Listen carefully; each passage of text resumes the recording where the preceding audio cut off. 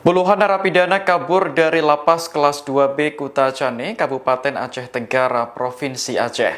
Insiden tersebut terjadi pada Senin 10 Maret sore menjelang waktu berbuka puasa.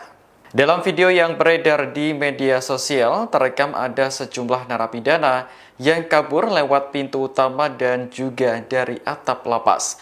Kejadian yang berlangsung begitu cepat ini membuat warga yang tengah beraktivitas di sekitar lokasi panik. Saksi mata Eko Saputra mengatakan beberapa warga turut membantu petugas lapas dalam upaya mengadang dan mengejar para tahanan. Sementara itu, Kepala Kanwil Ditjenpas Provinsi Aceh Yan Rusmanto mengonfirmasi bahwa total napi yang kabur mencapai 50 orang.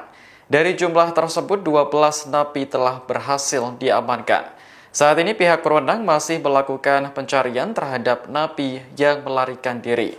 Aparat kepolisian mengimbau masyarakat untuk tetap tenang dan segera melapor jika melihat atau mengetahui keberadaan napi yang masih buron.